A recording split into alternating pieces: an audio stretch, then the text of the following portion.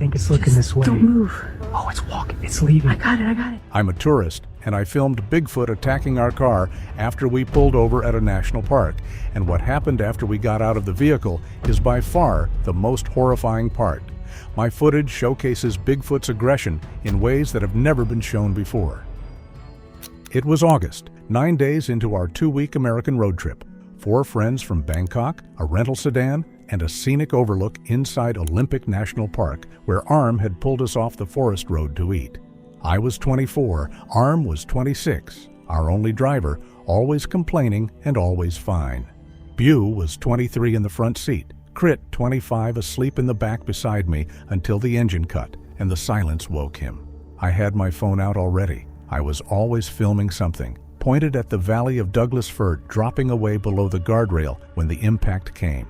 Not a tap, not a bump. A single targeted blow to the rear of the car that shuddered the whole vehicle sideways on the gravel, the kind of force that a person cannot produce and that none of us had a category for in the half second before everything started. Arm opened his door to check the damage. That was when Bew screamed. What could hit a parked car that hard without any warning at all?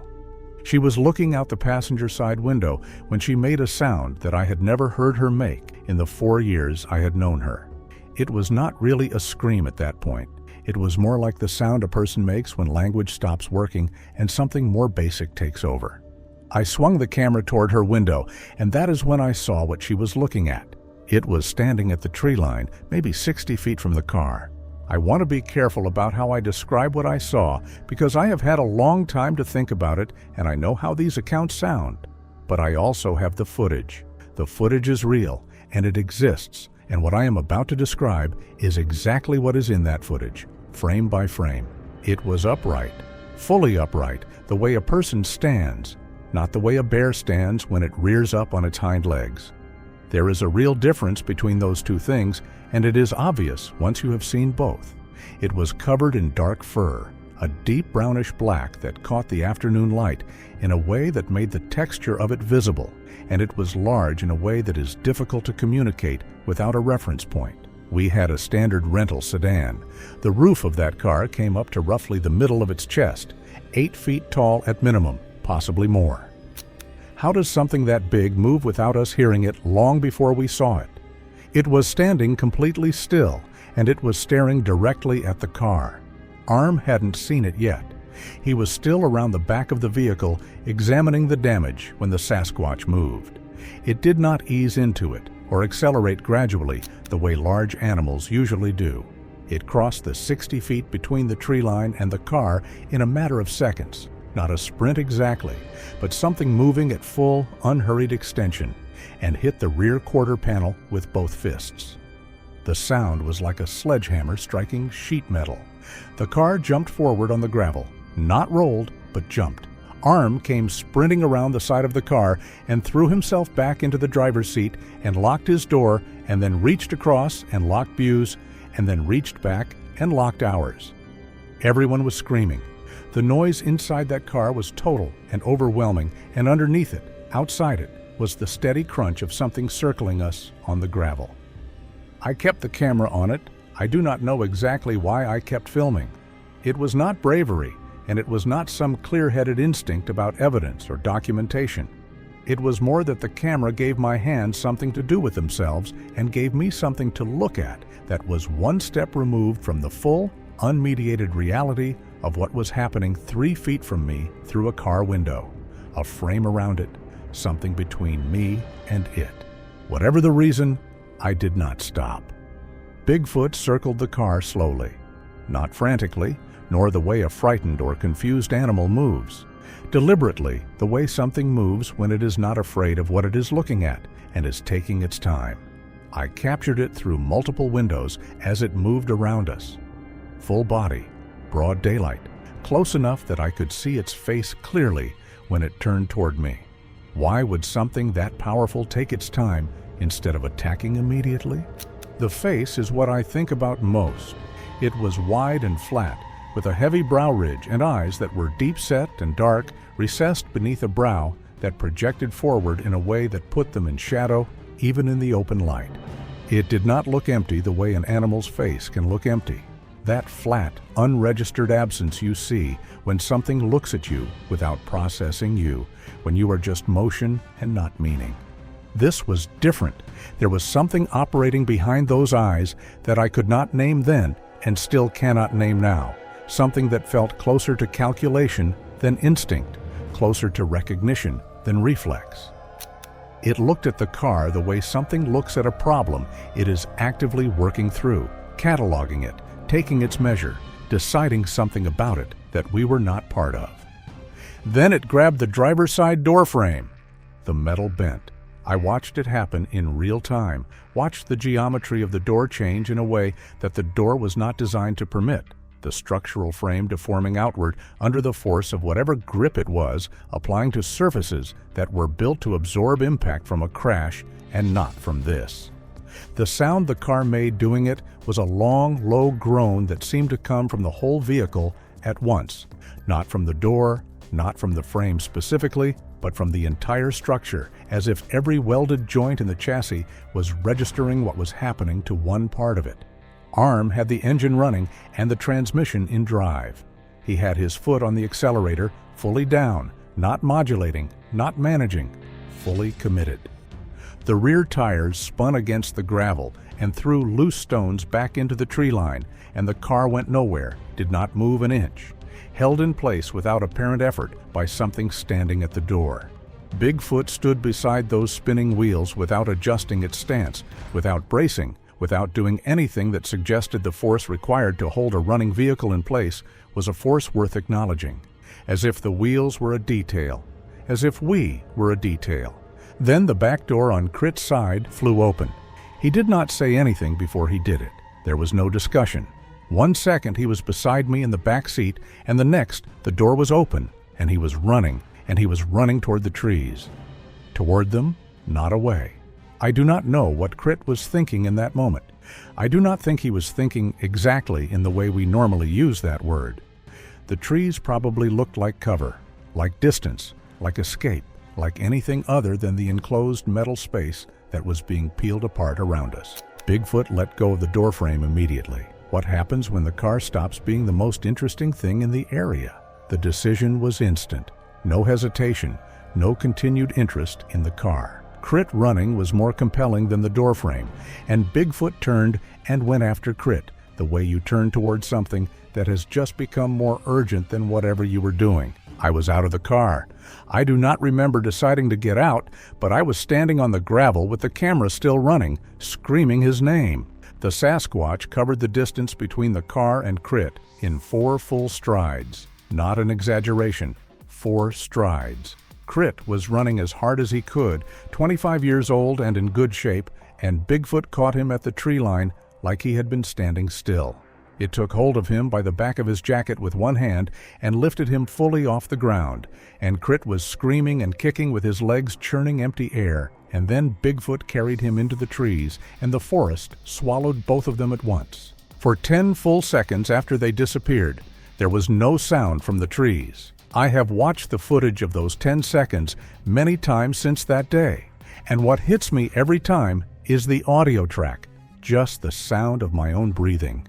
Very loud and very ragged, and from inside the car behind me, the sound of Bew crying in small, controlled increments, the kind of crying where the person is trying very hard not to make sound, but cannot stop completely. 10 seconds of that specific combination. There are no other sounds, no struggle from inside the trees, no movement, just me breathing, and Bew crying, and the birds that had gone quiet sometime in the last few minutes. Then the silence that followed felt heavier than the screaming had. Bigfoot walked back out of the trees alone. It stood at the edge of the forest and looked at the 3 of us that remained, just stood there and looked, not at the car, not at the tree line behind it, not at anything else, at us, at me specifically, for a moment that I will not try to estimate the length of, because time was not behaving normally, and anything I said would be wrong. Then Arm was out of the car and grabbing my arm, saying one word over and over: road, road, road. The park road was half a mile down the marked trail, open ground, other people. The car was already compromised. We had all just watched what it could do to the car, and it could do more. but the road was reachable, and the trail to get there was a straight line visible on the map on my phone. We ran. If the road was half a mile away, could we reach it before it decided to follow? The trail descended slightly through the first section, and the trees closed in fast on both sides. We did not talk. There was nothing useful to say, and no breath to spare for it. Arm went first, then Bew, then me with the camera. I kept it rolling over my shoulder as we moved. Bew is fast when she needs to be. She was always the most athletic of the four of us, and she matched Arm's pace easily. About 2 minutes in, I looked back once. Bigfoot was still at the tree line near the overlook, watching us go. That image, that still, upright shape at the edge of the trees, not chasing, just watching, was somehow worse than a charge would have been. A charging animal is running on instinct. Something that watches you leave and makes a considered decision about it is doing something different entirely. That was when I heard it call.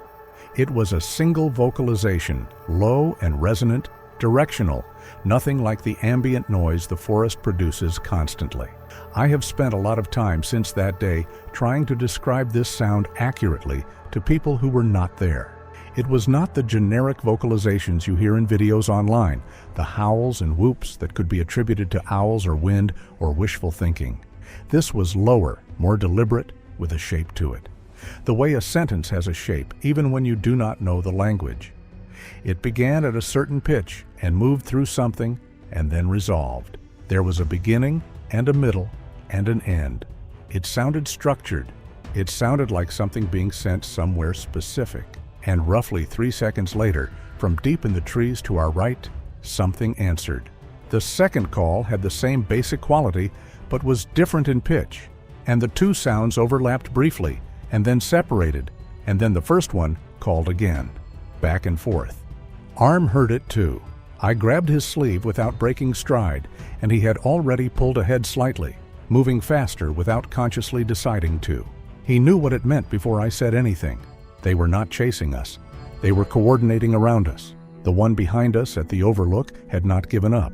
It had communicated our position and our direction to whatever else was already in the forest, and we had been running into an arrangement rather than out of one. The geometry had shifted entirely while we were still thinking about the one behind us. The trail narrowed about 4 minutes in, where exposed roots from 2 old trees had broken through the surface and tangled across the path like a low wooden trap. Bew caught one of them and went down hard. Not a stumble, but a full fall, both knees hitting the dirt, both hands out. She lost several seconds getting back to her feet, and I grabbed her arm and pulled her upright. And by the time she was moving again, Arm was 30 feet ahead and widening that gap without knowing it. Bigfoot stepped out of the trees to our right. It came from a direction none of us had been watching, not from behind us, not from the overlook, but from the flank, from a position it had reached while we were running and while we were not looking. It had not chased us. It had cut ahead. It placed itself on the trail between us and Arm, not running, not charging, just stepping out and standing there the way something does when it has been waiting for a specific moment. It was the same height, the same dark fur, the same quality of stillness. It could have been the same one from the overlook. I still do not know. It was not looking at me. It was looking at Bew.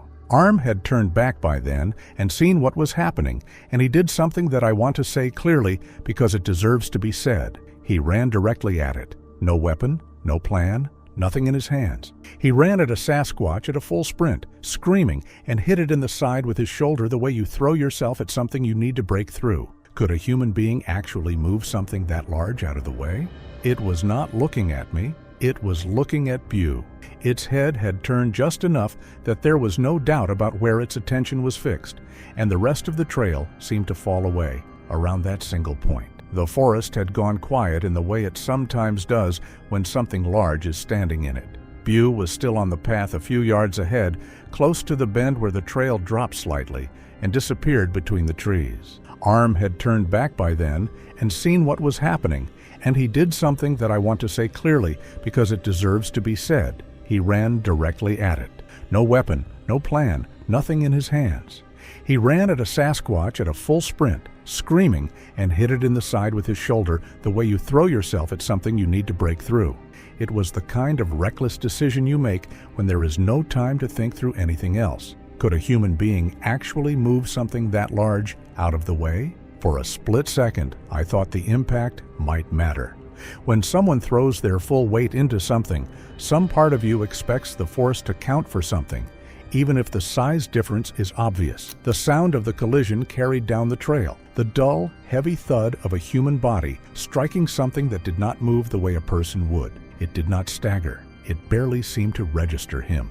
It turned its head and looked at him for a moment, slowly, as if noticing him only after the impact had already happened. Then it moved him off the trail the way you move something that has gotten in the way of what you are doing. One sideways swat that sent arm into the brush at the trail's edge. The motion was quick and casual, almost dismissive. He hit hard. I heard the impact through the branches and dry leaves, a heavy sound somewhere just off the trail. And then I heard his voice from the undergrowth. It was muffled by the brush, but still clear enough that I understood him immediately. He was saying the same word he had been saying since the parking lot. "Run!" Bue's voice was the last sound I heard from her. I am not going to describe it in detail. I will say only that it was brief and that the camera captured the trail behind me when I filmed over my shoulder seconds later. One figure at the bend in the trail, and behind it, the trail empty. I ran. Arm came out of the brush about a minute later, breaking through the undergrowth to my left and falling back into stride beside me. He was bleeding from a cut above his right temple. His shirt was torn at the shoulder. He looked at me once, and I looked at him, and neither of us said anything, because there was nothing useful to say, and because we both understood, without discussing it, what the calls meant. The one that had taken Bue was not necessarily the same as whatever was moving through the trees beside us right now. We had been hearing it for the past 90 seconds, not crashing, nothing as obvious as that. Just the suggestion of something large keeping pace through the undergrowth, staying just behind the first line of trees, visible as interrupted shadow in my peripheral vision when I looked. It moved when we moved. It had been there longer than I had been hearing it. The thing about parallel movement through dense undergrowth is that it requires navigation. It requires reading the terrain ahead and selecting a path through it in real time while maintaining a matching speed with something on the open trail. That is not reflexive behavior. That is not what frightened animals do.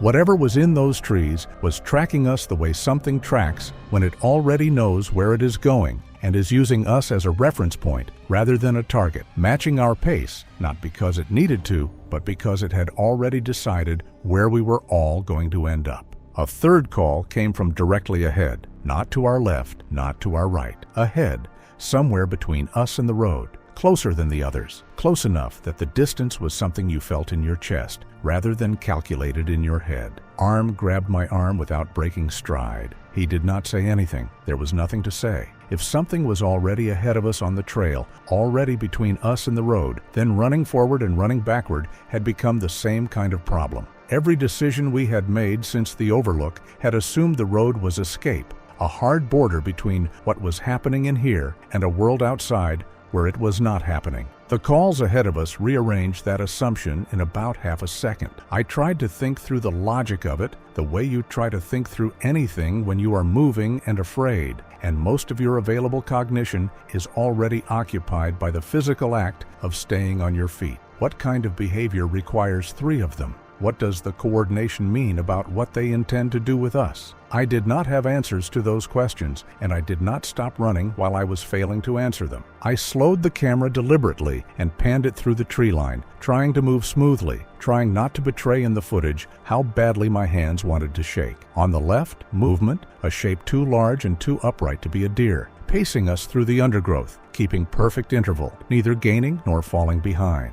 On the right, a second shape, set back further but still there, tracking us through the gaps between trunks. And then ahead of us, to the right of the trail, something that I had initially read as a wide tree trunk at the edge of my vision, a dark, broad shape that my brain had filed away as background, until it moved. Just slightly, a shift of weight, the small involuntary adjustment of something living that has been standing very still for a very long time. Three of them visible in one camera frame, all within 200 feet of us, all oriented toward us with a patience that felt nothing like ambush and everything like assessment. I want to be careful here because I understand what this sounds like, and I am making the claim anyway. 3 Sasquatch, broad daylight, clearly visible, coordinating with each other around 2 human beings on a trail. And what made it different from any animal behavior I had ever witnessed or read about was the calls, the back and forth pattern of them, the way they responded to each other in a sequence that had structure to it, that carried something between them that I can only describe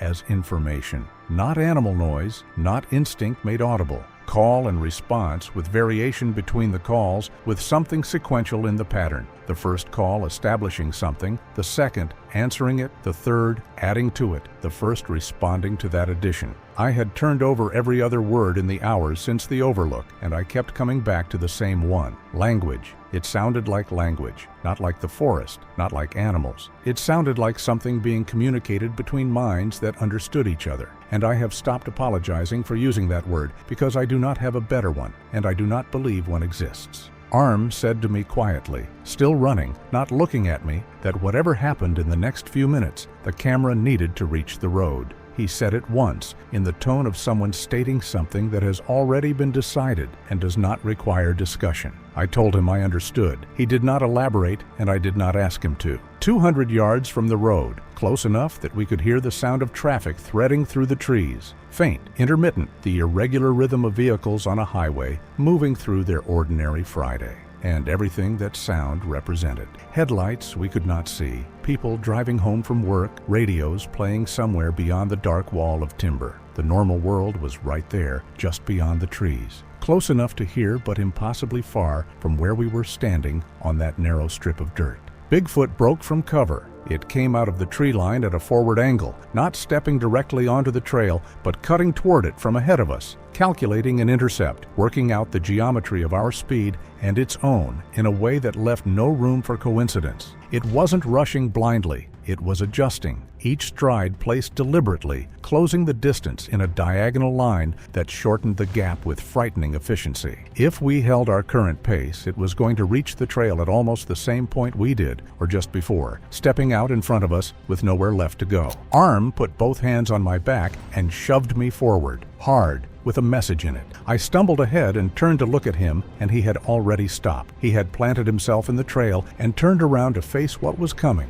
Boots braced in the dirt, like he had made a decision he wasn't going to take back. Then he spread his arms wide and started screaming at it. Not words, just sound. Everything he had. A raw human roar thrown into the dark, as loud as his voice would go. I kept running. I need to say that honestly. I kept running because Arm had told me to, and because the camera was the whole point of surviving at this stage, and because some part of me understood, even in that moment, that stopping would not have changed what was about to happen. The road was ahead, the sound of cars still threading through the trees, and the only thing I could do was run toward it while the noise of Arm screaming faded behind me. The one from the left slowed and fixed on Arm. The one from the right converged on his position from the flank. The one that had been ahead of us on the trail turned back toward him. 3 of them coming together on one point, on him, with the same unhurried efficiency they had shown at every stage of this, the same total absence of wasted motion.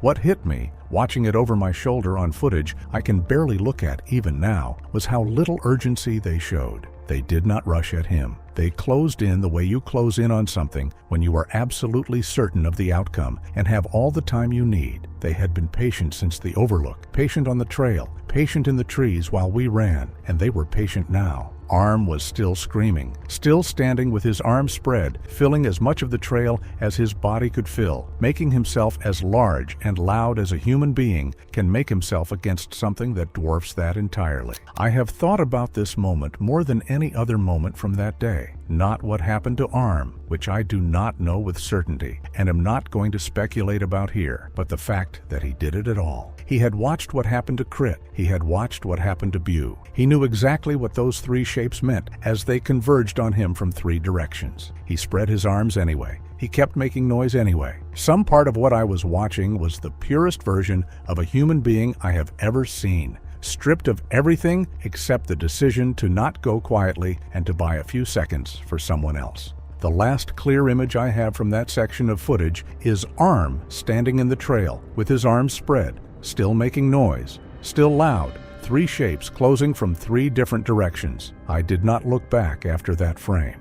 The final 200 yards do not exist in my memory as clear individual moments. They exist as sensation, lungs that had gone past burning into something that did not have a name, legs that had started to feel disconnected from the decision to keep moving them. The trail surface changed under my feet, and it took me a moment to register that I was on gravel again. I remember the smell of exhaust in the air. I remember the sound of an engine and brakes, and then I was standing in the road and a vehicle had stopped. I raised the camera one more time and filmed the tree line, the place where the trail opened onto the road, the wall of trees behind it, the deep shadows between the trunks where the shapes had been moving minutes before. The forest was completely still.